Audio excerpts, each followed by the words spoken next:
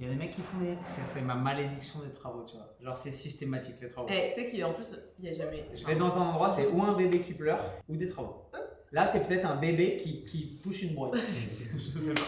Les soldats, bonjour à tous et bienvenue dans cette nouvelle vidéo. Je ne sais pas si vous savez exactement où on est, mais je suis persuadé que vous savez exactement avec qui on est. J'ai la chance et l'honneur aujourd'hui d'être en compagnie de Lia. Bonjour Lia. Salut. Merci de me recevoir ici, chez toi, dans ton antre du côté obscur de la force. Et nous allons aujourd'hui partir sur une grosse séance de squat dans laquelle tu vas analyser mon squat et m'aider à dépasser mes petits obstacles pour pouvoir performer et faire en sorte que ces mini jambes de poulet poussent quelque chose d'à peu près crédible. Et s'il y a un seul endroit au monde où on doit le faire, c'est ici. J'espère que vous êtes prêts. On est parti. Bon, si vous vous demandez pourquoi est-ce que je suis bizarre, c'est parce que j'ai dormi 4 heures, on arrive de Venise et que je viens de Dry Scoop, un des pré-workouts de l'IA à 200 mg de caféine sans eau, c'est le principe. Alors là, donc ça commence à monter petit à petit. Powerlifting, force athlétique, dynamophilie. Aujourd'hui, une grande athlète de dynamophilie qu'on a l'immense privilège de recevoir aujourd'hui. Je crois que ta présentation elle est très simple en fait. Championne du monde et détentrice en corps actuel du record du monde féminin au squat. Ouais, au squat au total. Moins de 63 kg, moins de 69 kg. Tu sens, t'as bien appris la leçon. Attends, je vais la faire sans faute. Record du monde, 205 kg. Ouais. Ok. Score total, 545. 548. Tu étais presque. Faux. Voilà, si ça vous parle pas, je pense que les images vont vous parler plus que les chiffres, mais c'est une athlète absolument exceptionnelle et c'est un immense privilège pour moi aujourd'hui d'être ici avec Lia. On va pas essayer de comparer mon squat ridicule à son squat de championne. Mais non. Par contre, pouvoir s'inspirer de sa vision du jeu, de sa stratégie, des conseils et de son immense expérience dans la discipline, ça va être extrêmement utile et informatif. Et j'espère que vous êtes bien assis et que vous prenez des notes parce que vous allez en prendre plein les yeux. C'est bon, t'as pas fait de série Baralide? Non, c'est ça, hein? Ok. D'accord. Il y a 80 kilos là, non déjà? 75. D'accord. J'aurais peut-être dû prendre du pré-workout aussi. Tu veux? Je peux te le dry scoop à distance.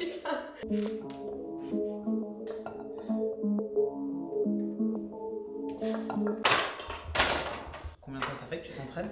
Ça fait 7 ans. T'as commencé par le power? Ouais, tout de suite. T'as jamais fait de muscu avant, de crossfit? Non, j'ai fait genre 2-3 mois de muscu parce que je m'intéressais au fitness. Ok. Et puis j'ai tout de suite... power, ouais, tout de suite power. Parce que dans ton entourage, les gens faisaient du power?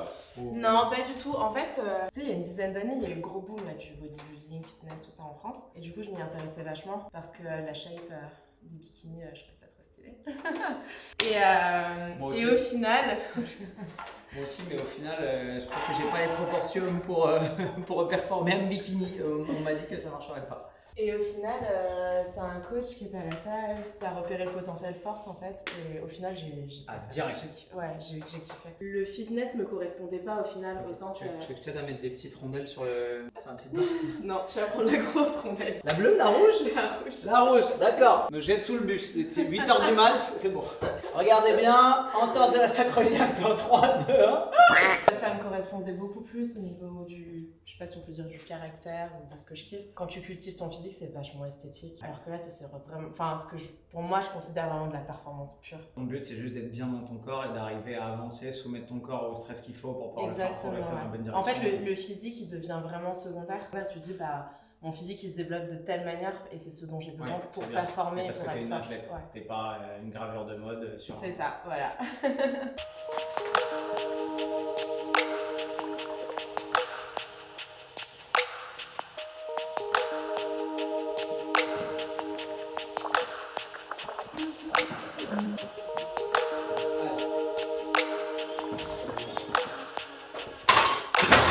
Les gens te cassent souvent les couilles à propos de tes genoux qui se rapprochent. Pour les gens qui connaissent, non, pas vraiment. Par contre, pour ceux qui sont ignorants, gros fans du monde de la force. Et ben en fait, tout de suite, tu vas te blesser, c'est pas bien. T'as jamais eu aucune pathologie ou aucune dysfonctionnalité au niveau des genoux à cause de ça? Jamais. Jamais, ouais. Voilà. J'ai pas de douleur ni rien. Je veux dire que tout est toujours spécifique. C'est-à-dire que si j'essaie de me mettre une barre à 200 kg et que j'utilise sa technique, probablement que mon fémur me passe derrière le lobe temporal en une demi-seconde. Et là, ça lui pose aucun problème parce que sa biomécanique fait que son corps tu vois, est optimisé exemple, pour squatter comme ça. Les gens, ils se rendent pas compte que j'ai déjà les genoux cagneux de base. Donc ça rentre en compte. Genre là, j'ai déjà les genoux qui rentrent en fait de base. Tu vois, t'as ça, t'as plus le fait que mes adducteurs, ils prennent le relais au moment de la remontée. Et ça, plus ça, en fait, j'ai les genoux qui rentrent. Mais ça veut pas dire que forcément j'ai les genoux qui rentrent, je vais avoir des douleurs ou c'est dangereux. Pour certaines personnes, dans un certain contexte, oui, ça peut être une source de déséquilibre, donc ça peut être dangereux. Mais en fait, quand c'est maîtrisé et que c'est biomécanique, entre guillemets, en fait, il n'y a pas de risque. Donc en fait, tu ne prends que les disques de 25. Tous les autres, ils vous servent à rien. La microchargeabilité, ça vous parle pas, c'est ça? En général, je vais de 25 en 25 jusqu'à 170, après je rajoute... pareil. Même en pounds, je la fais pas pareil, là. La gamme montante. Et là, du coup, ça va être mes sets de travail. J'ai un 3x2. Direct. Ouais. Est-ce que tu fais une rep d'activation? Non, tu t'enquilles direct sur le 2. Non, je fais direct.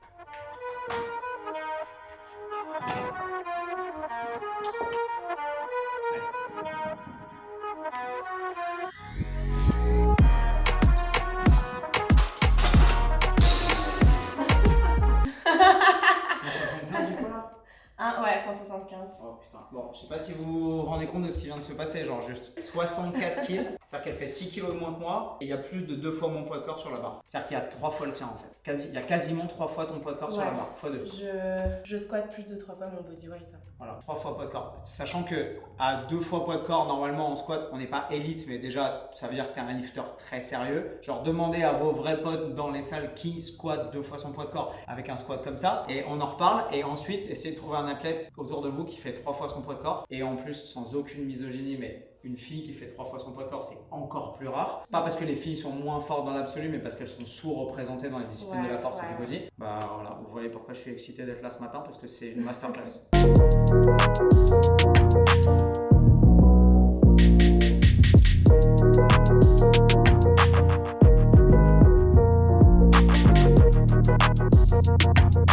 Concernant ton spectre autistique, comprendre ça et apprendre à naviguer avec tes caractéristiques propres, c'est un truc qui t'a vraiment orienté dans ta vie? Ouais, de ouf, de ouf. En fait, ça m'a vraiment aidé à mettre des mots sur ce que j'avais, parce qu'avant, je savais qu'il y avait quelque chose qui allait pas et qui était différent des autres, mais j'arrivais pas à comprendre pourquoi. Donc, par exemple, j'avais pas du tout conscience que j'étais hypersensible, par exemple, au niveau de naissance. Quand j'ai eu mon diagnostic pendant 3 ans, j'en ai parlé à mes proches, donc là, mes amis à la salle, ils le savaient et tout. J'avais pas du tout fait d'annonce publique et tout. Et en fait, je suis arrivée à un moment dans mon parcours où je me suis dit, mais en fait, si tu le caches, c'est comme si tu l'assumais pas et comme si t'en avais honte, tu vois. Et je me suis dit, en fait, je veux plus en avoir honte, je veux pas qu'on pense que je sois chelou ou quoi. Et justement, quand j'ai des comportements qui peuvent paraître chelous, je veux que les gens ils comprennent pourquoi. Vraiment, ça a été un game changer. Pour tous ceux qui ne sont pas familiers avec le jargon de la force, high bar, squat bar haute, donc généralement posé sur le haut des trapèzes, et low bar, donc squat bar basse, sur lequel les athlètes ont la barre qui est beaucoup plus bas, parce que ça permet d'abaisser le centre de gravité et surtout de générer un schéma moteur qui est différent, c'est-à-dire de squatter beaucoup plus avec les hanches généralement et un petit peu moins avec les genoux, avec une flexion de hanche plus importante, pencher davantage vers l'avant. Mais généralement pour les athlètes qui s'y prêtent, la force qu'on est capable de générer avec les hanches est souvent plus importante que celle qu'on peut générer en restant tout droit sur un squat à la Lu Xiaojun extrêmement érigé et simplement avec une bonne flexion de genou. Non pas qu'il n'ait pas une bonne flexion de hanche aussi l'enculé, mais vous allez comprendre la différence d'exécution en le voyant si vous n'êtes pas familier avec la différence entre les deux. La dernière fois que j'ai fait un low bar, c'est quand je me suis fait cette entorse de la sacroiliaque en 2018, donc tu sens qu'il y a un passif traumatique. J'ai aucun repère, c'est ingrat au possible, j'en sais rien. Fais au feeling pour le moment, fais au feeling.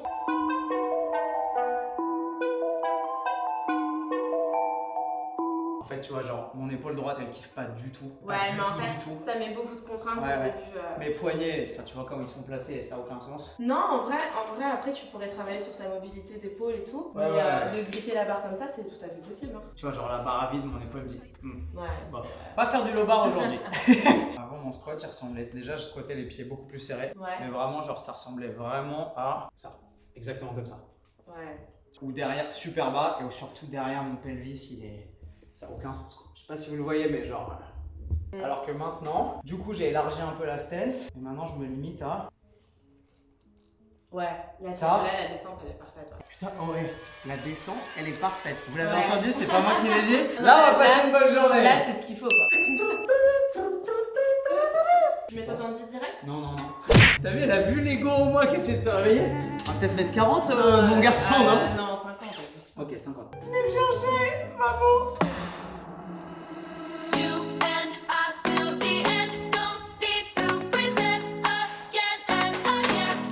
Est-ce que tu arriverais à... Oui. Vas-y. Je les garde comme ça. Ouais, je veux juste tester un truc. Ok. Les pouces en dessous du coup, ouais. Ouais, tu crochettes. Ok. Et en termes d'activation, j'essaye d'écraser la barre sur mon dos. Comme si tu voulais l'attendre.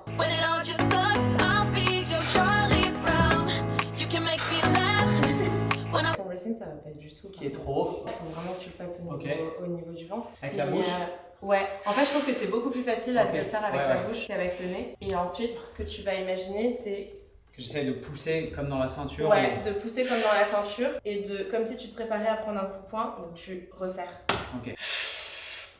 Ouais, ok. Exactement. Le bracing pour les non-initiés, c'est cette capacité à emmagasiner de l'air pour créer un caisson et augmenter sa pression intra-abdominale. Je parle sous ton contrôle, mais... Non, mais c'est exactement ça. C'est le principe. Pas c'est pas juste se mettre en apnée ou enclencher une manœuvre de Valsalva. Comme le fait la ceinture, c'est à peu près le même principe, sauf que là, la pression vient de l'intérieur et que la ceinture t'aide un peu avec le feedback proprioceptif de l'extérieur. Mais simplement gonfler le ventre, et comme je le fais mal, comme quoi on peut connaître très bien la théorie et très mal la pratique, mais arriver à gonfler la région vraiment abdominale pour créer cette espèce de caisson de maintien qui génère tout le gainage entre notamment la colonne vertébrale et le pelvis, qui est quand même l'axe important sur le squat. En remettant justement en place tu peux gagner 10%. Tu gagnes 10 à 20 kilos. C'est vraiment l'individualisation du mouvement pour ta morphologie, de la programmation, et après tout ce qui est à côté, ça va être nutrition, récupération, etc.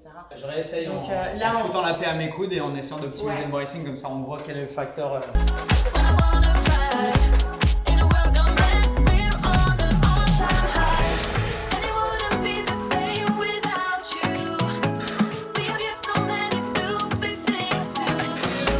Ça change quelque chose visuellement, mais je sens qu'il se passe pas la même chose. En fait, là sur la dernière rep, et je pense que tu l'as exagéré encore plus. J'étais vraiment verrouillé en décomposant quoi. On sent vraiment que t'es plus solide sous la barre.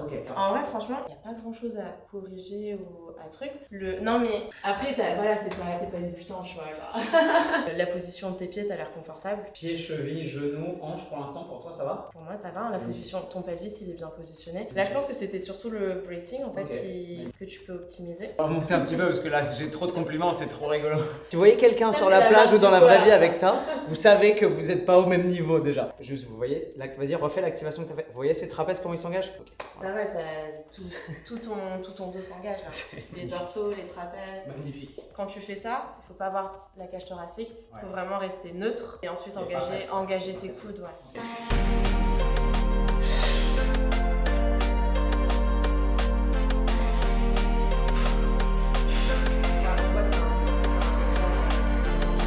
Quoi, 90, 110. Je te dis, j'ai jamais poussé une barre à plus de 125. Et c'était il y a 5 ans. Donc je vais appeler Pana pour qu'on soit deux à te sauter.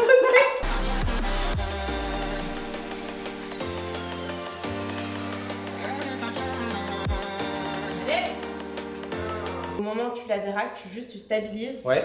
Et ensuite... Clac. Vous voyez à quel point c'est utile d'avoir les conseils d'une vraie pro? Pas de prix mes petits potes. On parlait des barres caca de la peur avec l'IA. Moi ma barre où je commence à me dire ok c'est sérieux, déconne pas parce que là la barre elle peut potentiellement te mettre dans une chaise roulante, c'est 100 kg. Genre au-delà de 100 je me dis ok focus, l'IA c'est 200. Voilà, c'est juste une question de convention, de comment vous vous percevez dans le monde, ça n'a aucune valeur en soi. Donc là on a mis 110 pour pas avoir une barre à 100 direct et pas avoir à se mettre un blocage mental. Allez let's go.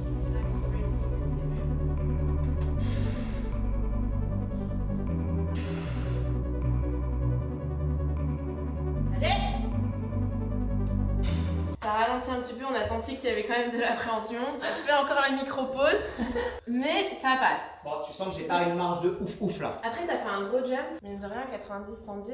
Ouais. C'est pas rien, oui. 20 kilos. Mais tu sens que j'ai pas 140 là. Non, je pense pas. Je pense pas qu'il y a 140. Je pense 115, il y a moyen, ou 120. 120 Ouais. Ça s'appelle se jeter soi-même sous le bus, ça, mes petits potes. Et ce qui est marrant, c'est ces croyances limitantes. Enfin, ça fait 5 ans que j'ai pas squatté de barre à plus de 100 kg à cause de mes douleurs de genoux, et en me réathlétisant comme il faut et en reprenant confiance et en faisant les choses intelligemment. On n'a même pas testé. excuse-moi, je t'ai coupé. Non, non, pas du tout. On n'a pas testé la ceinture? J'avoue, c'est la tienne. Ouais, parce que je viens de citer que t'es sans genouillère, sans ceinture. Alors, 110 kilos, raw, mes petits potes. Elle a appelé Pana en lui disant on a bientôt fini. Je sais pas si c'est ma séance qui est bientôt finie ou si c'est moi qui suis bientôt fini, mais on n'est pas loin. Bleu, blanc, rouge, je suis François le Français. Et j'ai go squat. Ça va être rigolo. Few moments later. Les commandements techniques sur la potentialité de l'échec sont très importants parce que le nombre de mecs qu'on voit sur Instagram faire un squat en mode ouais je l'ai et qui arrivent en bas, drop la barre sur leur spotter et genre le mec s'arrache les 2 biceps, c'est la pire hantise qui soit. Donc savoir comment communiquer avec les gens qui vous assurent vos spots et savoir quoi faire en cas de pépin, c'est primordial. Si jamais je l'ai pas, tout de la dropper. Simplement, je grind et vous m'aidez à la remonter. Ouais, tu restes en dessous et on va quoi qu'il arrive, je la vire pas. Mais elle va passer.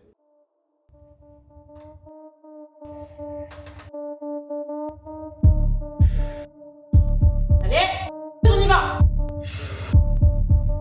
Allez. Oh putain, elle est encore mieux passée qu'à 110. Nice. Donc il y a plus que 120 tu penses? Il y a 130? On peut tester. Je suis un ego lifter, bonjour. On peut tester? Est-ce qu'on a envie que cette vidéo finisse sur un échec ou pas? C'est ça la vraie question en fait. Mentalement, on en pense quoi les champions? Vous feriez quoi? En vrai, je pense que je me chaufferais pour 130. Allez, vas-y, allez. Alia me dit, t'as déjà testé l'ammoniac, mec? Non. Donc ça, c'est des, si je dis pas de bêtises, c'est des sels d'ammonium en fait. Mais en gros, c'est un irritant pour les muqueuses nasales qui fait que quand vous allez inhaler ça, forcément votre cerveau va vous dire, oula, problème, tu vas activer ton système nerveux sympathique et tu vas être en mode, ok, faut que je m'énerve parce que ça fait mal et c'est pas top en fait. C'est ça la sensation? Ouais. Tu vois, comment recommander un livre que t'as jamais lu ou un produit que t'as jamais utilisé, voilà, bonjour. Et là, tu m'as choqué en fait. La théorie, c'est ça. Après, Genre, en pratique. Il connaît mieux le produit que moi en fait là. J'étais censée en parler, mais je crois que j'aurais pas dit mieux. Mais en pratique, tu le prends sur toutes tes compètes? Alors en compète, non, mais à l'entraînement, quand j'ai vraiment des grosses barres ou des gros sets et que je suis un peu fatiguée, ouais, je vais sniffer. Ça fait un peu vraiment une espèce de drogue là pour le coup. Non, mais... Je vais sniffer. Je me suis dit, peut-être qu'un jour j'atteindrai la liberté et ça m'aidera. Alors, le meilleur conseil que je peux donner, c'est pas de bitchy sniff, genre fais pas. Non, Genre, c'est Ouais, fais fais un tu petit fais. point. direct. Pas autant. Pas autant. Ouais, un petit. Ta première fois, on va. Là, on est passé à 2 doigts d'une fin de carrière. Là, j'étais parti pour mettre le nez dedans et faire un rail et taper la tête contre le mur en ardoise et repartir sur une civière, tu vois.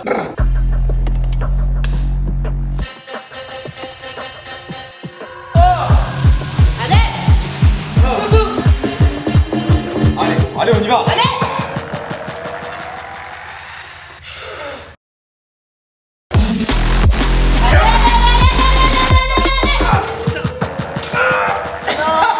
Franchement, il manque rien.